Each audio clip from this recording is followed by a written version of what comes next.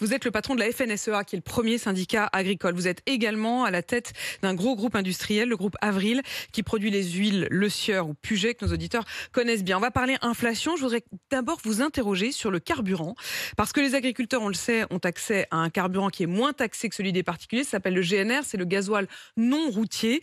C'est une sorte de niche fiscale à 3,7 milliards d'euros chaque année, et Bercy veut la supprimer, veut empêcher les agriculteurs d'avoir accès à ce gasoil moins cher. Vous voyez Emmanuel Macron tout à l'heure, est-ce que vous allez discuter de ce point avec lui ?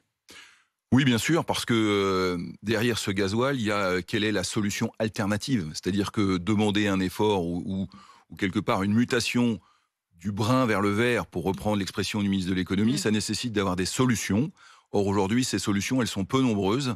Et donc, on a besoin de les explorer. Et effectivement, ça fait partie des préoccupations du monde agricole. Par ailleurs, ce gasoil non routier ne concerne pas que l'agriculture. La niche qui nous concerne est inférieure à ce que vous avez annoncé. Mais pour nous, c'est un sujet de compétitivité, évidemment. C'est un sujet pour tous ceux qui travaillent dans les exploitations et qui ont recours normalement à ça. Si c'est supprimé, vous demanderez éventuellement à ce qu'il y ait une aide pour passer à d'autres formes de carburant ? D'abord, il n'est pas question que ce soit supprimé, puisque ce ne serait pas supportable en l'état. Nous, on a dit qu'on était prêt à discuter de l'évolution, parce qu'on a aussi besoin de contribuer à la transition énergétique nécessaire. Mais en tous les cas, l'idée de la supprimer de manière abrupte est absolument pas tenable. Vous ne voulez même pas en entendre parler, quoi. C'est non, pas mais tenable, c'est pas acceptable. c'est juste pas possible pour nos exploitations. En revanche, voir comment on peut commencer à amorcer une mutation ou une transition, ça, on est prêt à en discuter. Vous avez commencé d'ailleurs à avoir cette discussion avec Bercy, avec l'Élysée, avec le ministère ? Oui, on a vu le ministre Le Maire ainsi que ses services avant l'été et on discute, mais tout ça est un paquet global parce que, encore une fois, ce qui intéresse les agriculteurs, c'est comment ils font au quotidien pour mener leurs entreprises, leurs fermes. Et il n'y a pas simplement le sujet du GNR sur la table.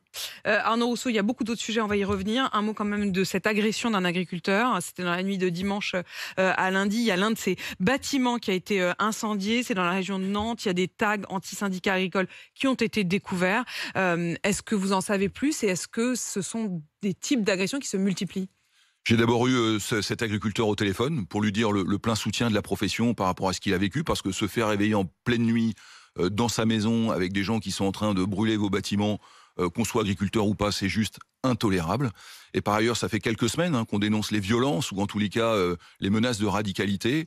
Et nous, on a toujours dit qu'il fallait mettre un terme parce que l'appel à la violence mène à la violence. C'est ce qu'on constate. Radicalité, vous voulez dire radicalité de qui ? C'est radicalité écolo, d'une forme d'écologie politique qui pousse un certain nombre de gens à l'extrémisme. Aujourd'hui, évidemment, on condamne très fermement ce type d'actes. Et puis, on dit très clairement qu'il faut rapidement retrouver les auteurs et que la justice passe. Je précise d'ailleurs qu'une enquête a été ouverte. La loi immigration agite beaucoup les débats politiques. Vous faites partie de ces métiers qui ont souvent recours pour des récoltes, pour des vendanges, à du personnel, des saisonniers qui viennent parfois. Il y a un accord notamment avec le Maroc. Est-ce que vous considérez que votre métier fait partie des métiers en tension et qu'il faudrait régulariser davantage ces travailleurs ? Alors aujourd'hui, il ne l'est pas reconnu comme tel. Mais évidemment, quand vous êtes un viticulteur et que vous voulez faire vos vendanges en ce moment, quand vous êtes un producteur de fruits, vous ne trouvez pas de personnel. C'est ça la réalité du marché aujourd'hui. Et donc nous, vous ne trouvez pas de main-d'œuvre. Là, il y a du boulot et il n'y a personne de l'autre côté. Effectivement. Alors, je ne dis pas qu'on trouve personne. Je dis qu'en tous les cas, on ne trouve pas le nombre d'emplois nécessaires à la réalisation du travail. Il manque combien là de... Il manque, en tous les cas, l'été dernier, de l'ordre de 15 à 20%. C'est énorme. Ça représente combien de personnes ? C'est à peu près 460 000 CDD par an. C'est colossal. C'est colossal. Et on ne trouve pas ces personnes. Et nous, donc, ce qu'on dit, c'est on est un métier en tension.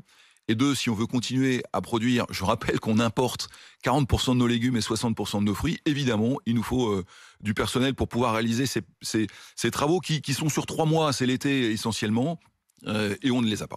Donc, être reconnu comme métier en tension, avoir en quelque sorte, c'est pas un label, mais enfin avoir en tout cas cette forme de reconnaissance qui vous donnerait accès à cette main-d'œuvre potentiellement, à ces personnels qui pourraient être ensuite régularisés avec toutes les questions au-delà de ça, qui sont les questions notamment du logement, qui sont les questions du transport, qui sont des questions qui sont liées à ces travaux qui ne sont que saisonniers. Mais ça, c'est une autre question. L'inflation, les prix dans les rayons, c'est la grande bataille entre les distributeurs et les industriels. Et dans cette bataille, il y a 2 catégories sur lesquelles le gouvernement dit ça, pas touche. c'est les petits industriels, les PME dans l'agroalimentaire et les agriculteurs. Est-ce que les revenus sont effectivement garantis ou est-ce que ça, c'est uniquement un discours de belle façade? Écoutez, moi j'entends le discours en tous les cas et je me réjouis qu'on dise on touche pas au monde agricole. La réalité des prix qu'on vit, c'est qu'on s'est battu pendant 10 ans suite à la déflation pour obtenir un certain nombre de cadres. C'était le sujet des lois Egalim Ouais. qui a permis de sanctuariser la matière première agricole. Ça a marché. Ça, pour le moment, ça marche. C'est-à-dire que le temps où on avait des agriculteurs qui produisaient à perte, qui se retrouvaient à vendre moins cher le cochon qu'ils n'avaient acheté le porcelet, c'est fini. C'est globalement fini. Je vous dis pas qu'on trouvera pas quelques écarts, mais globalement aujourd'hui, l'agriculteur peut faire valoir le prix de sa matière première agricole. Alors pas à titre individuel, hein, dans un cadre interprofessionnel, il y a des indicateurs et l'industrie agroalimentaire ne peut pas acheter en deçà de ces indicateurs. Et nous, ce qu'on veut pas, dans ce qui se passe, et vous l'avez compris, Apolline de Malherbe, c'est qu'on revienne là-dessus. Parce que Eux, ils disent pas touche aux agriculteurs, mais vous dites pas touche à cette loi qui finalement nous a quand même protégés, restons-y. oui, et puis en fait, on est très conscient que quand il y aura un débat ou une discussion ou de la négociation entre l'industrie agroalimentaire et la grande distribution, à la fin, les agriculteurs risquent malgré tout d'être une variable d'ajustement. Qu'est-ce qu'on dit, nous? On dit que globalement, il faut continuer à produire en France pour nourrir les Français, qu'on a largement fait la place à l'importation depuis des années, et que si on veut avoir une souveraineté alimentaire qui nous protège, on n'a pas été protégé sur la souveraineté énergétique, et on voit où ça nous a mené, on a besoin de sanctuariser ça. C'est ce que je dirais à Bruno Le Maire, à qui j'ai demandé de nous recevoir, parce qu'il a vu les distributeurs, il a vu l'industrie agroalimentaire, il ne nous a pas encore vu sur ce Oui, sujet. parce que vous êtes toujours trois dans ce trio qui fixe les prix. On en parle régulièrement. On parle beaucoup de la grande distribution, je les reçois souvent. On parle beaucoup des grands industriels de l'agroalimentaire. Vous avez d'ailleurs la double casquette en quelque sorte, puisque vous faites partie de ceux qui négocient aussi avec la grande distribution pour les huiles que vous produisez. Et puis la troisième personne, le troisième maillon de la chaîne, c'est en effet les agriculteurs. Vous voulez être reçus au même titre que les autres. Oui, on a des choses à dire. On voit la difficulté des Français à se nourrir en ce moment. On voit même que les volumes sont en baisse sensible. Et évidemment, quand on est un producteur, voir les volumes baisser, c'est une préoccupation.